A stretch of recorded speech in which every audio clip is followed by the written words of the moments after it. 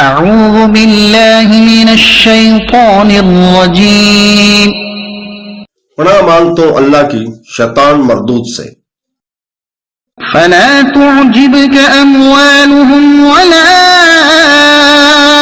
اولادهم انما يريد الله ليعذبهم بها في الحياة الدنيا وتزهق انفسهم وهم كافرون.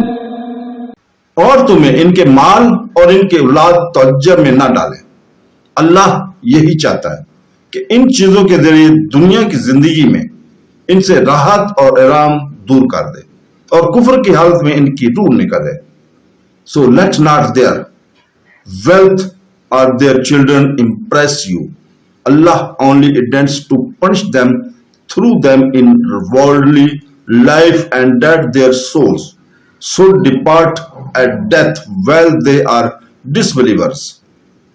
صدق اللہ العظیم.